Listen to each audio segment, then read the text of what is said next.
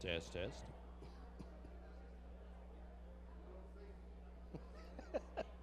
You're up there.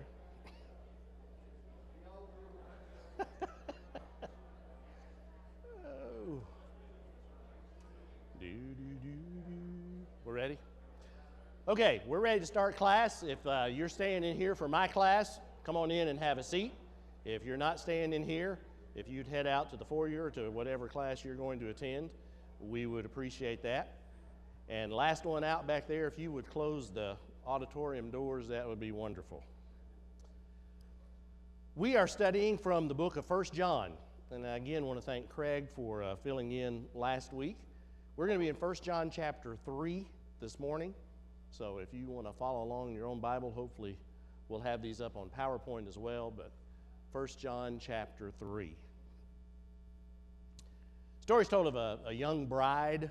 She was very nervous the day before her wedding, and so nervous that she felt like she needed to go and speak with the preacher. So she did, and she's told, I'm so nervous. I don't like getting in front of people, and it's my wedding, and just all these things going on in her head.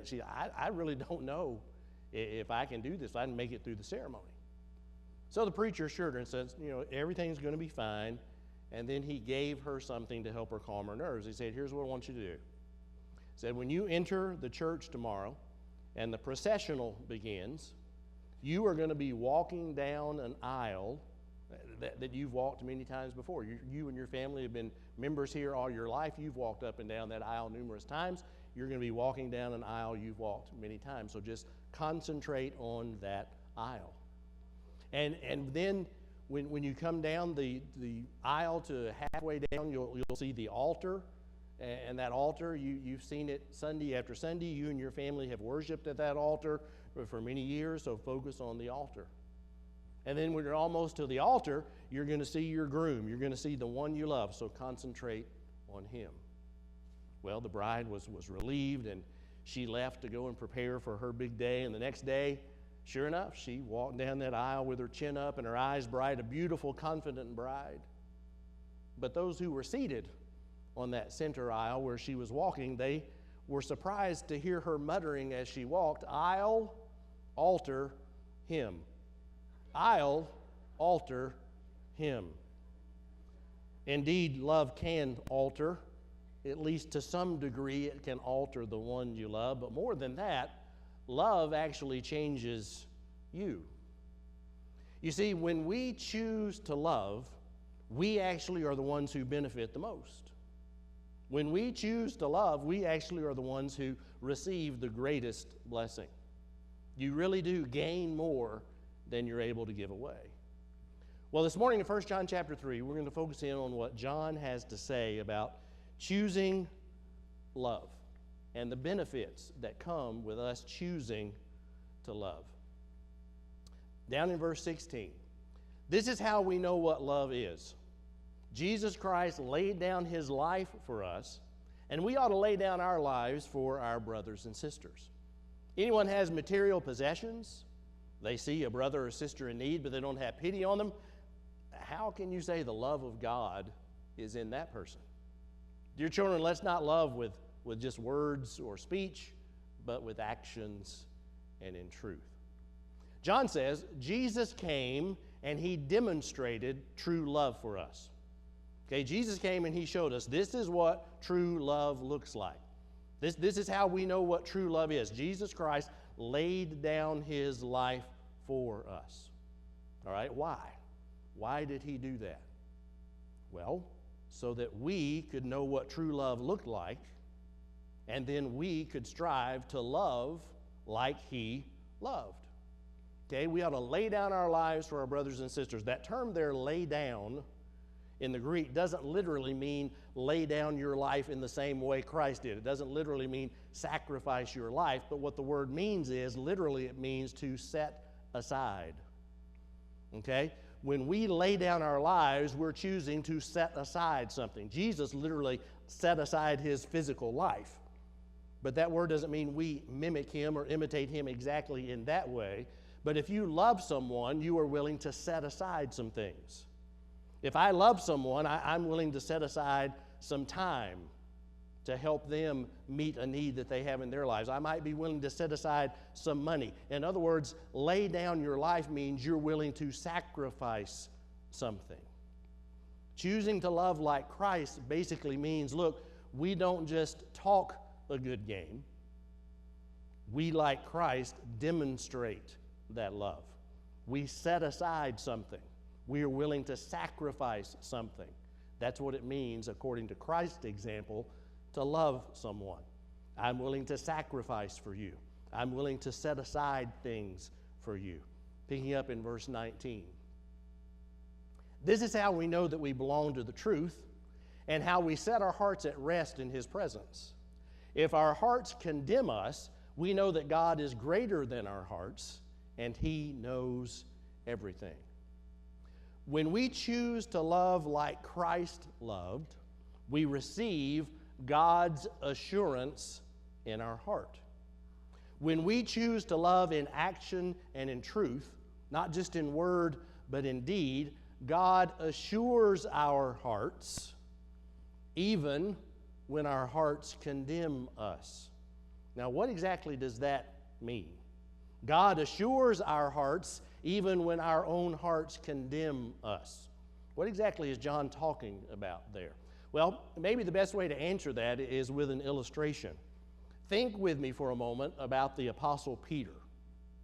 Think about the night that he, in all of our minds, he blew it.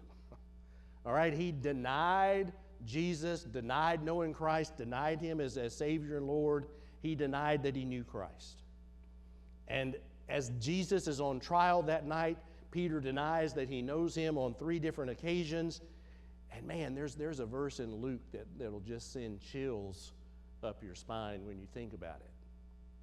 Because after that third denial, Jesus was being brought out evidently through the courtyard where Peter had been the entire time, and he had been questioned by these people. You know, weren't you with Him? Weren't you one of His followers? Weren't you one of His disciples?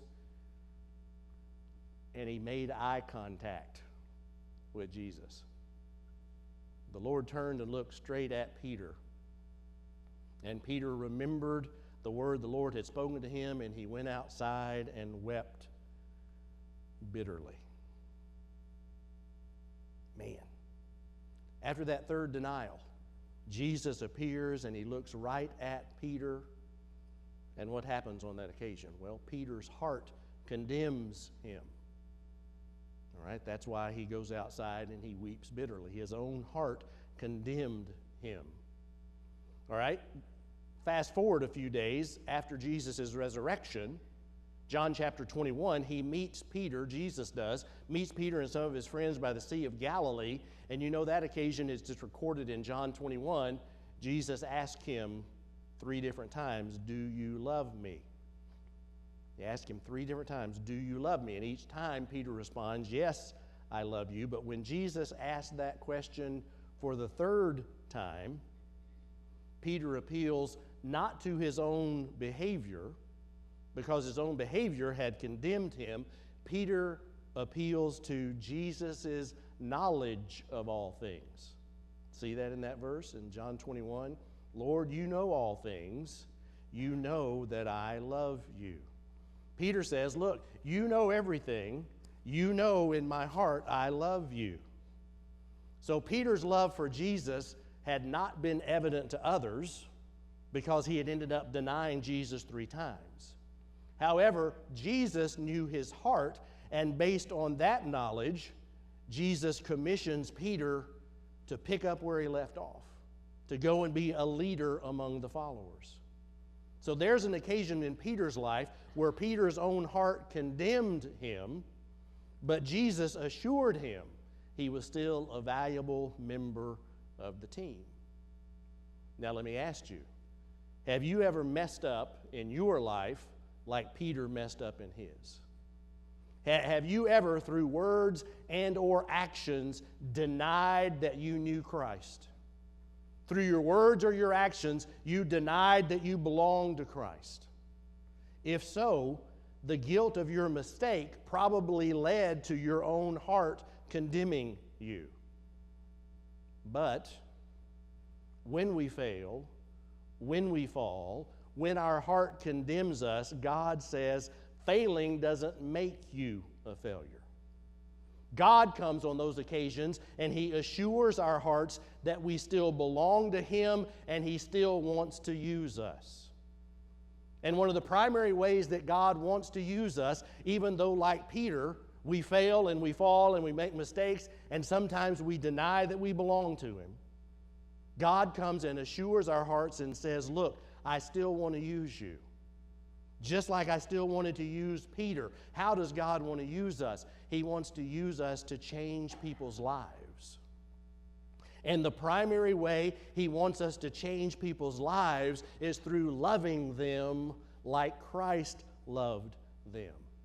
Remember these words in John 3, God did not send His Son into the world to condemn the world. Why did God send His Son? So that the world could be saved through Him. Brothers and sisters, if we're going to change people's lives through our love, then we've got to learn to treat people like Christ treated people. Christ treated people with compassion, not condemnation. Now, He did not accept their sin. He certainly did not condone their sin. He, more than any other, hated their sin. But He loved the one who was sinning. He hated the sin, but He loved the sinner.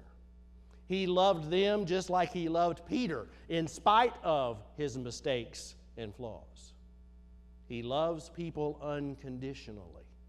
And that love led Him to do what He could do to rescue those people from the bondage of sin that they were in.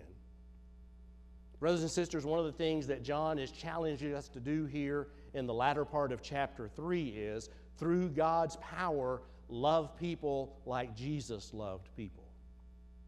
Choose to love even those who in our minds don't deserve it. Man, that's hard, isn't it? There are people who, because of things that they've said or things that they've done or the way that they act or the way that they think, it's just hard to love them. It just is. You're just not very lovable. The things that you've done, the things that you've said, the way that you live, your philosophy, your personality, we just don't mesh, and I don't have, it's hard to love you. But that's what we're being called to in 1 John chapter 3.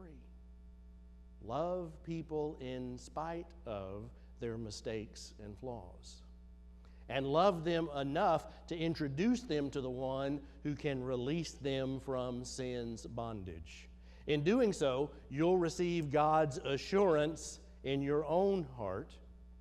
And if we choose to love, we also will receive God's answer to our prayers. Look at these next two verses.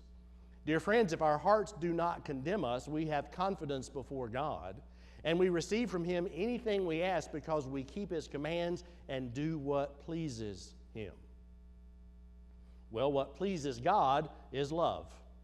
Striving to love others as Christ loved, and when we do that, it pleases Him. All right, when we, through God's power, begin to love like Jesus loved, and we love people unconditionally in spite of their mistakes and their flaws, that's when we're doing God's will. Look at what the Bible says in Psalm 66. If I had cherished sin in my heart, the Lord would not have listened. But then in 1 John 5, this is the confidence we have in approaching God. If we ask anything according to His will, He hears us. God's will is that we love people. And John is saying in the text, if we're willing to love people like Christ loved people, if we're willing to love them unconditionally in spite of their mistakes and flaws, then God's going to respond to that by answering our prayers, by giving us more than we could ever ask or imagine. Again, when I'm striving to love people like Jesus loved people, I'm doing God's will. So God's going to respond to my prayers because I'm doing what God's called me to do in that occasion. So choose to love and receive God's assurance in your heart. Choose to love and receive God's answer to your prayer. And finally, choose to love and receive God's abiding presence in your life. This is His command, to believe in the name of his Son, Jesus Christ, and to love one another as he commanded us. The one who keeps God's commands lives in him, and he in them. And this is how we know that he lives in us. We know it by the Spirit he gave us. In one sense, if you just look at it from the outside, the Christian life is really kind of simple. And what I mean by that is this. As followers of Christ, we're basically called to do two things. It's simple from that standpoint.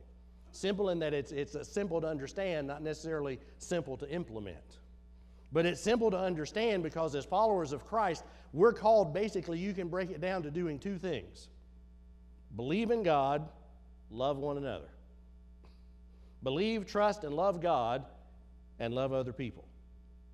Depend on God's power and love the person that he puts in front of you.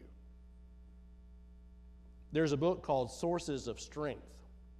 And in that, former President Jimmy Carter talks about a personal experience he had with a man named Eloy Cruz. Eloy Cruz was a very effective missionary to the poor immigrants in Puerto Rico. And Carter asked him for the secret to the success he'd had in his mission work. Well, Cruz was very modest. He was embarrassed by the attention, but he finally said, "Senor Jimmy, we only need two loves in our lives.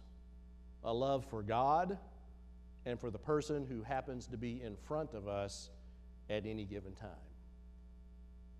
Carter says in his book, "That simple yet profound theology has been a great help to me in understanding the Scriptures. In essence, the whole Bible is an explanation of those two loves." No matter what you think about Jimmy Carter's politics, he's absolutely right in regards to the essence of the Bible. The essence of the Bible is all about loving God and loving people. That's not just my opinion, by the way. Jesus said that. Jesus replied, "Love the Lord your God with all your heart, with all your soul, with all your mind. This is the first and greatest commandment. And the second is like it, love your neighbor as yourself. And all the law and prophets hang on these two commandments." Or, as John says it in our text, believe in Jesus and love one another. Those two go hand in hand. You can't truly love people, at least not in the way that Christ loved people. You can't truly love people in spite of their mistakes and flaws. You're not going to love them unconditionally if you don't believe in Jesus and depend on Jesus. However, as you trust Christ with your life and you live in daily dependence on him, he will give you what you need to love people like he loved people, even those who are difficult to love. It's through God's presence and power in our lives that we truly learn to love.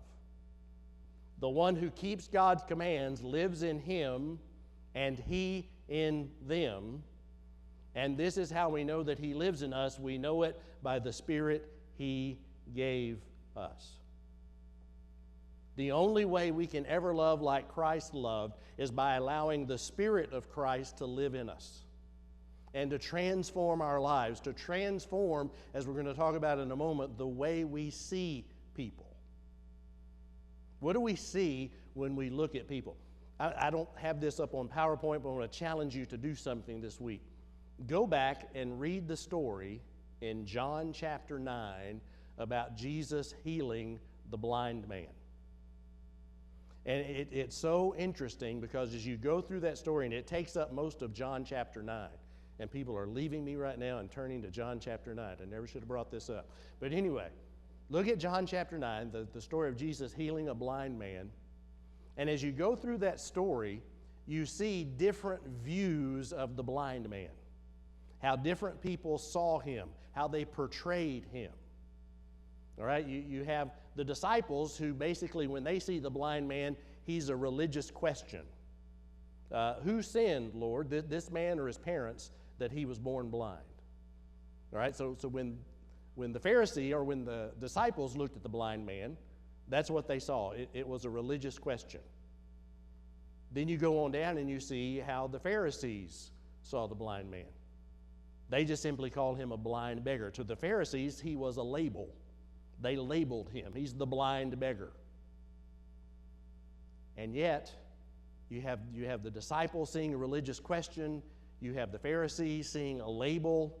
And then in about verse 1 or 2, you have Jesus' view of that man. And Jesus' view of the man is, I see him as someone in whom God has given me an opportunity to work. And so as I read chapter 9 of John, every time I go back through and study that, I ask myself, whose eyes are you looking through? When you see people, do you just see a religious question? Can I help them? Should I help them? They don't go to church where I go to church. They don't believe like I do. They're different than I am. Different belief system. Should I help them? They're a religious question. Or when I see someone, are they a label? Oh, well, they're divorced, they're unemployed, they're an alcoholic, and so oftentimes when I label people, that gives me an excuse I can't help them. Or do I see that person through the eyes of Jesus and say, what I see there is an opportunity for God to work in a person's life? Barbara Brown Taylor talks about her husband, Edward, and he's a bird enthusiast, especially devoted to hawks and golden eagles. And so she says in one of her books, she says, driving down a highway with him can be a test of nerves as he leans over the steering wheel to peer at the winged feathers of a particularly large bird. Is it an eagle? Is it a turkey vulture? He has to know, even if it means weaving down the road for a while and running off the road from time to time. Barbara's view of that is a bit different. Keep your eyes on the road, she yells at her husband. Who cares what it is? I'll buy you a bird book. I'll even buy you a bird. Just watch where you're going. Well, one summer, because of different circumstances, they ended up spending about 2 months apart from one another. And Barbara got a break from the hawks and the other birds, but she says she started seeing them herself everywhere, looping through the air, spiraling in rising thermals, hunkered down in the tops of trees. And she says, seeing them, really seeing them for the first time in my life, I understood that I was not seeing them with my own eyes, but with Edward's eyes. He was not there, so I was seeing them for him. He was absent, or was he? In a very real sense, he was present in me. God's devoted to people.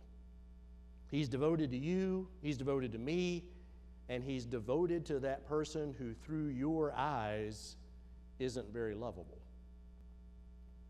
So don't see that person through your eyes.